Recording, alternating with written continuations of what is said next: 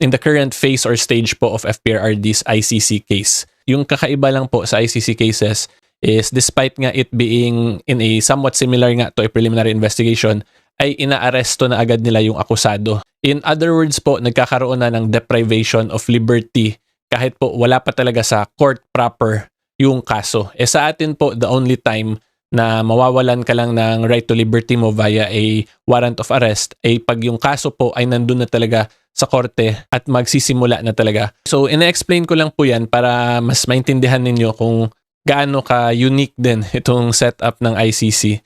Because yun nga po, hindi pa nga clear na may actual case, investigation pa lang. Somewhat similar to an investigation pa lang, preliminary investigation. Pero meron ng deprivation of liberty na nangyayari. Okay?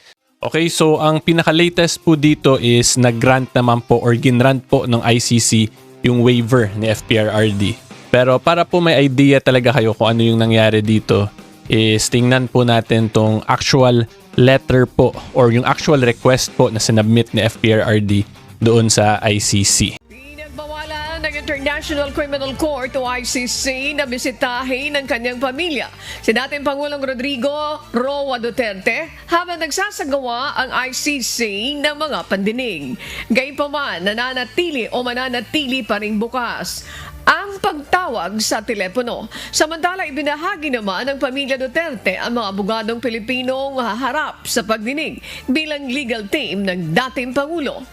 Kabilang dito ang mga dating gabinete ng dating Pangulo na sina dating Executive Secretary Salvador Medialdea, dating Land Transportation Franchising and Regulatory Board o LTFRB Chairman Martin Delgra III. Gayon din sina dating Labor Secretary Silvestre Bello III, Alfredo Lim Jr., Cesar Dulay at dating Presidential Spokesperson Salvador Panelo.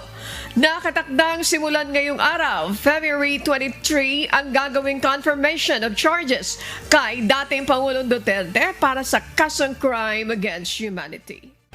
Mariing tinanggi naman ng ilan sa mga biktima ng drug war ni dating Pangulong Rodrigo Duterte na pinondohan sila ng gobyerno upang makapunta sa The Hague, Netherlands.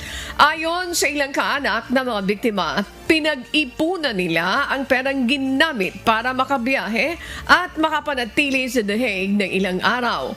Galing ang nalikom na pera sa pagtulong-tulong ng iba't ibang non-government organizations gaya ng Rise Up for Life and for Rights at hindi mula sa buwis ng taong bayan.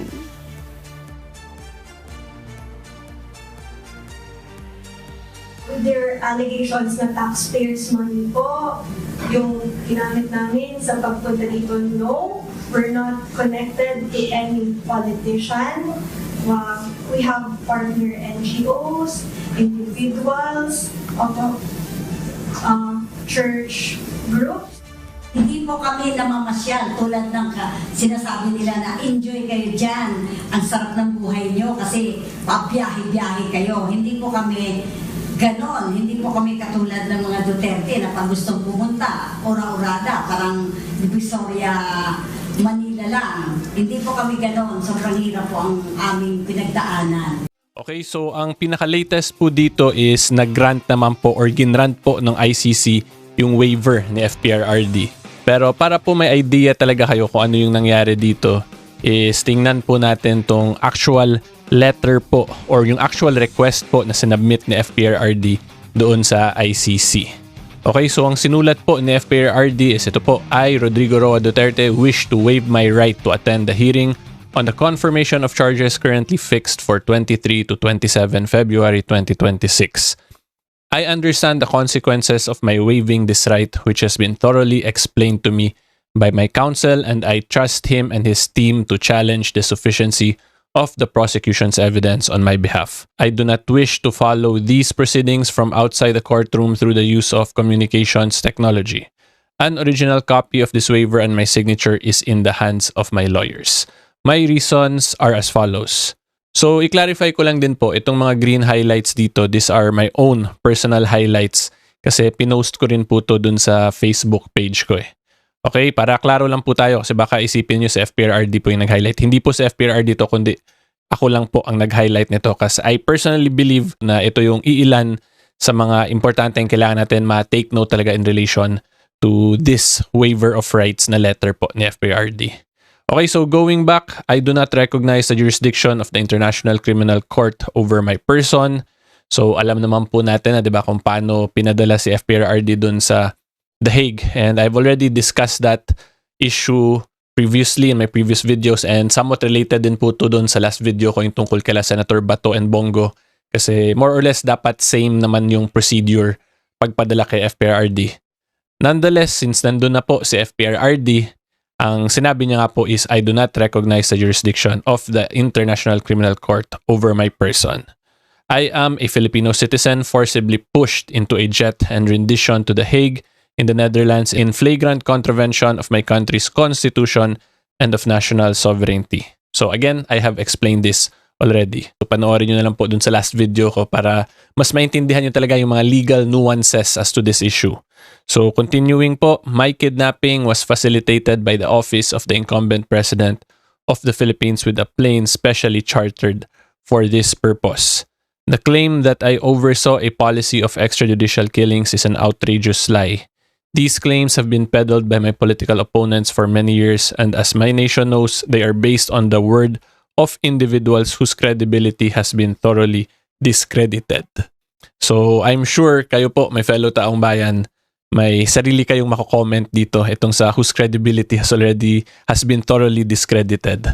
Okay, so anyway, continuing, I do not wish to attend legal proceedings that I will forget within minutes. I am old, tired, and frail. So this part po, this is related dun sa mga sinasubmit nila Attorney Kaufman in relation dun sa interim release na FPRRD, di ba, na because of his health, deteriorating health, and his old age ay hindi na siya flight risk. So somewhat related to siya dun. So continuing, I wish for this court to respect my peace inside the cell it has placed me. I have accepted the fact that I could die in prison. But those that desire this fate for me should know that my heart and soul will always remain in the Philippines. So itong paragraph na to ay talagang puno po ng laman or emotions from FPRRD himself, 'di ba? Unang-una, sinabi lang niya dito, I wish for the court to respect his peace inside the cell it has placed me. So, since limited na nga lang po yung mga pwedeng gawin ni FPRRD ngayon dun sa jail cell na binigay sa kanya, ay gusto niya po respetuhin daw yung pagiging at peace niya na nandun. Plus the fact na he has also accepted his fate na pwede nga po siyang mamatay dun sa cell or sa kulungan na binigay po sa kanya ng ICC. But despite all those mga emotional statements po ni FPRRD, yung conclusion naman po niya, kung ako po tatanungin ninyo, ay maganda naman. Kasi sinabi niya dito na his heart and soul will always remain in the Philippines. So at least nakikita po natin as reasonable observance na mukhang at peace naman talaga si FPRRD dun sa jail cell niya, sa current situation niya, despite of the circumstances and the situation that he is in. Kaya nga napa-comment po ako niyan dito eh. Yung sabi ko, ano kaya feeling ng mga political opponents ni FPRRD na despite his present status, if we base it on the statement alone, it would appear he is at peace whatever the outcome of the ICC proceedings may be. So para sa akin po kasi, it is a very big deal kung ang isang tao ay at peace sa situation niya. Kasi mas okay po na tanggap mo na yung situation mo, at peace ka po sa current status mo, kesa naman, let's say, nakalaya ka nga. Hindi lang po to kay FPRRD, but this applies to all of us po. Example, nakalaya po tayo, may trabaho tayo, ganyan. Pero stress naman tayo sa buhay, wala tayong peace in our minds and in our hearts, ay parang wala din pong kwenta yung pagiging malaya natin or pagiging buhay natin kung yun nga, hindi tayo at peace with ourselves. So, yan lang po ang masasabi ko. Maganda to na at least at peace naman si FPRRD, tanggap na niya yung outcome and that he even accepted his mortality also and his possible eventual death pag nag-proceed talaga tong proceedings. Kasi alam naman natin na yung minimum nito will take at least 8 years to 10 years ng ICC proceedings. So yung conclusion po na binigay niya, I am proud of my legacy and of my service to my countrymen around the world. Let no one doubt my love for and loyalty to the Filipino nation. Diba? So despite all the allegations being thrown at him, the political issues po na binabato sa kanya at sa pamilya niya, ay proud naman po siya dyan. So in other words, talagang pinapanindigan po ni FPRRD kung ano man ang magiging outcome nitong ICC case against him. He is already at peace with that kung ano man po daw yung maging decision. Then pinakahuli po, sinabi ni FPRRD, kaninyo ako magpabiling sulugoon. So, in Tagalog po, ang ibig sabihin nito, sa inyo ako magpapaiwan na inyong public servant. And then Rodrigo Roa Duterte with his signature dito, the ICC Detention Center, The Hague, the Netherlands, dated this 17th day of February 2026. In the current phase or stage po of FPRRD's ICC case, yung kakaiba lang po sa ICC cases is despite nga it being in a somewhat similar nga to a preliminary investigation, ay inaaresto na agad nila yung akusado. In other words po, nagkakaroon na ng deprivation of liberty kahit po wala pa talaga sa court proper yung kaso. Sa atin po, the only time na mawawalan ka lang ng right to liberty mo via a warrant of arrest ay pag yung kaso po ay nandun na talaga sa korte at magsisimula na talaga. So, ina-explain ko lang po yan para mas maintindihan ninyo kung gaano ka-unique din itong setup ng ICC. Because yun nga po, hindi pa nga clear na may actual case, investigation pa lang. Somewhat similar to an investigation pa lang, preliminary investigation. Pero meron ng deprivation of liberty na nangyayari. Okay?